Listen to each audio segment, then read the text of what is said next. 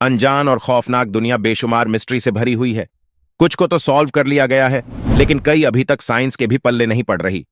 बर्फ की मोटी तह के नीचे कौन सी दुनिया बसती है, और यहां से मिलने वाला 10 लाख साल पुराना आइस क्यूब हमें टाइम ट्रैवल करवाकर हमारे अर्थ के पास्ट में कैसे लेकर जाता है, जिसको दुनिया का बॉटम या फिर साउथ पोल भी कहा जाता है। यहाँ की आइस शीट्स की गहराई 4.7 किलोमीटर तक रिकॉर्ड की गई है। ये इतनी गहराई है जिसमें बुर्ज खलीफा जितनी 5 बिल्डिंग्स को एक दूसरे के ऊपर खड़ा किया जा सकता है। इस बर्फ के अंदर लाखों साल पुराने राज आज भी दफन हैं। सबसे पहले हम जानेंगे यहाँ की बर्फ के नीचे छुपी जिंदगी के बारे में। नंबर 1 2002 में रिसर्चर्स ने सैटेलाइट इमेज की मदद से अंटार्कटिका में मौजूद लार्सन बी आई शेल्फ पर एक गैर मामूली निशान देखा। इनको इस पर शक तो तब हुआ जब क्रैक जैसा दिखने वाला निशान 2021 के बाद की फोटोज में ही देखा जा सकता था। उससे पहले ऐसा कोई निशान वहां मौजूद नहीं था। उन्होंने इस क्रैक को इन्वेस्टिगेशन करने के लिए एक हॉट वाटर ड्रिल के आगे कैमरा लगाकर यहां सुराख करना शुरू किया। करीब 500 मीटर की गहराई पर जाकर ड्रिल को रोकना पड़ गया, क्योंकि ड्रिल पर लगे कैमरा ने अंटार्कटिका के नीचे छुपी एक अजीब दुनिया का मंजर रिकॉर्ड कर लिया था। आइस शेल्फ के बीच एक सीक्रेट रिवर गुजर रही थी, जिसमें एक केव के अंदर हजारों लाखों एमपी पॉट्स मौजूद थे। एमपी पॉट्स की यह किस्म श्रिम्प, जिसे अक्सर झींगा भी कहते हैं, उससे काफी मिलती जुलती थी, जो ड्रिल के आने की वजह से काफी एक्टिव नजर आ रही थी।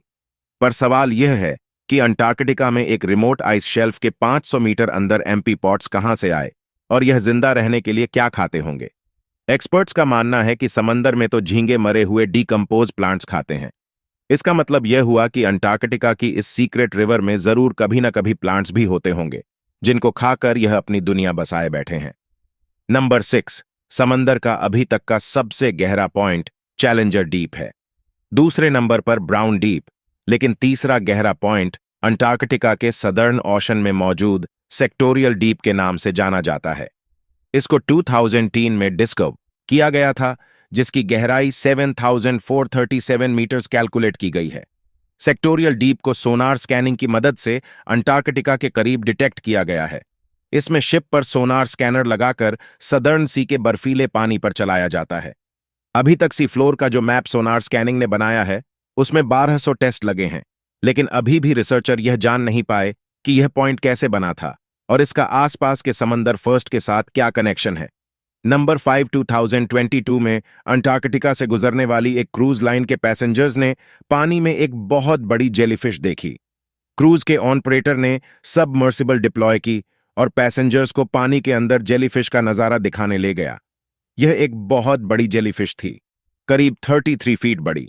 इसको जायंट फैंटम जेलीफिश कहा जाता है। लेकिन हैरानी की बात यह है कि फैंटम जेलीफिश नॉर्मली ओशियन की 3500 फीट की गहराई में रहती हैं, पर इसको अंटार्कटिका के समंदर की सतह पर।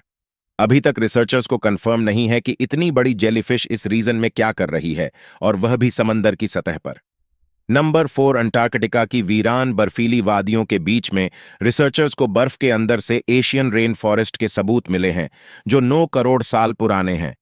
यह डिस्कवरी अंटार्कटिका की उस दुनिया का सबूत है जो बरसों पहले खो चुकी थी। यह फॉसिल जंगल बर्फ से ढके समंदर फर्श के भी नीचे से दरियाफ्त हुआ है, जिसमें दरख्तों की जड़ें, पॉलिन और उनके बीज पाए गए हैं। रेडियो कार्बन डेटिंग से यह पता लगा कि इनका ताल्लुक ब्रिटिश पीरियड से है, वह वक्त जब अर्थ का एटमॉस्फेयर में कार्बन डाइऑक्साइड ज्यादा होने की वजह से यहां फरमाइश भी ज्यादा थी। यह फॉसिल्स अंटार्कटिका का ऐसा नक्शा बता रहे हैं जब यहां हरी भरी वादियां और रंग बिरंगी फील्ड हुआ करती थीं। इसके अलावा 09 में यहां से निकलने वाला कोयला इस बात की निशानी है कि अंटार्कटिका का रेन फॉरेस्ट कई करोड़ साल तक यहां मौजूद था, जो अब फॉसिल फ्यूल में कन्वर्ट हो चुका है। नंबर 3 एंड दिखा कि बंजर बर्फ के अंदर से अभी तक ढेर सारे मिट्टी राइट्स भी मिल चुके हैं। यह कोई आम पत्थर नहीं, बल्कि एक बहुत बड़ी यूनिवर्स का सबूत है।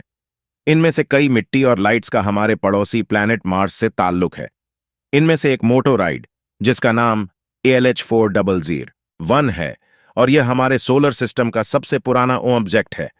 करीब 4.5 अरब साल पुराना इस मीडियाराइट ने 6 में हेडलाइंस बनाई थी, जब साइंटिस्ट ने यह ऐलान किया कि मार्स से आए मीडियाराइट में माइक्रोफॉसिल्स के एविडेंस मिले हैं, जिसका मतलब है कि जब यह राइट मार्स से टूटकर यहां आया था, उस वक्त मार्स पर जिंदगी मौजूद थी।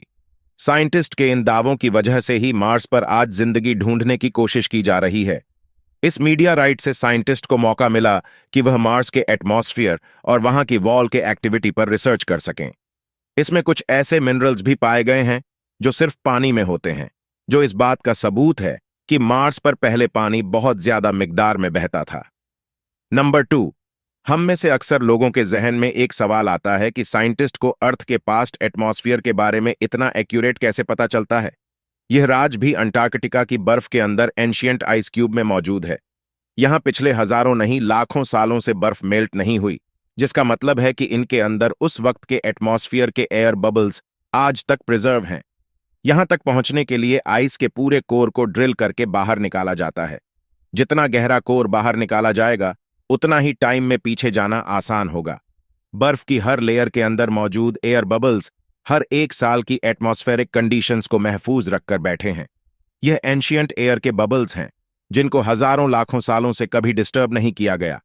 इनमें मौजूद मुख्तलिफ गैसेज पर स्टडी करके साइंटिस्ट अर्थ के कदीम दौर की एक झलक को दोबारा से पेंट करने में कामयाब हुए हैं। 10 लाख साल पहले बना यह आइस कोर उस वक्त का है जब अर्थ का क्लाइमेट साइकिल 40,000 ईयर्स बाद चेंज होता था। इसके बाद यह साइकिल 1 लाख सालों के बाद बदलने लगा, जो अभी तक चलता आ रहा है। इन आइस कोर्स की मदद से अर्थ का फ्यूचर क्लाइमेट भी प्रिडिक्ट करना बहुत आसान हो गया है। जैसे हर 1000 सालों के बाद कौन से तूफान और सैलाब दुनिया में आते रहे हैं और इनको अब अगली बार कब आना है, यह सारी प्रिडिक्शन इन आइस कोर्स की मदद से ही की जाती है।